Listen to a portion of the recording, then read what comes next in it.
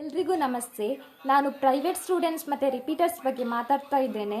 ಇವಾಗ second PU students ಎಲ್ಲರನ್ನೂ ಸಹ ಪಾಸ್ ಮಾಡಿದ್ದೀರಿ. 10th ಮಾರ್ಕ್ ಅದರಲ್ಲಿ 50% ಪ್ಲಸ್ ಫಸ್ಟ್ PU ಮಾರ್ಕ್ ಅದರಲ್ಲಿ 50% ಮತ್ತು 10% ಮಾರ್ಕ್ ಕೊಟ್ಟು ಪಾಸ್ ಮಾಡ್ತೇವೆ ಅಂತ ಹೇಳಿದ್ದೀರಾ.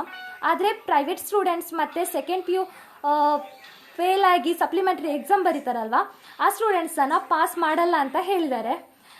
ನಮ್ಮದು ಡಾಕ್ಯುಮೆಂಟ್ ಎಲ್ಲ ಕಾಲೇಜಲ್ಲೇ ಇರುತ್ತೆ, ಅದರ ಫಸ್ಟ್ PU ಮಾರ್ಕ್ ಅಲ್ಲೇ ಇರುತ್ತೆ, ಇಂಟರ್ನಲ್ ಎಕ್ಸಾಮ್ ಬರ್ದಿರುತ್ತೆ, ಪ್ರಾಕ್ಟಿಕಲ್ದು ಇರುತ್ತೆ. ಎಲ್ಲವನ್ನು ಕ್ಯಾಲ್ಕುಲೇಟ್ ಮಾಡಿ ನಿಮಗೆ ಪಾಸ್ ಮಾಡ್ಬೋದಲ್ವಾ. ಇವಾಗ ಕೊರೋನಾ ಬಂದರೂ ಸಹ ಅವರನ್ನು ಕೊರೋನಾ ಬರ್ತದೆ ಅಂತ ಹೇಳಿ ನೀವು ಪಾಸ್ ಮಾಡಿದ್ದೀರಾ.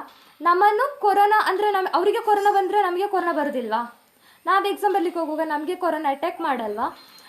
ಆ ನಿಟ್ಟಿನಲ್ಲಿ ನಮ್ಮನ್ನಾದರೂ ಪಾಸ್ ಮಾಡಿಸಿ. ಇದು ಒಂದು ಕಣ್ಣಿಗೆ ಬೆಣ್ಣೆ ಮತ್ತೊಂದು ಕಣ್ಣಿಗೆ ಸುಣ್ಣ ಅಂತ ಯಾಕೆ ಮಾಡ್ತೀರಾ?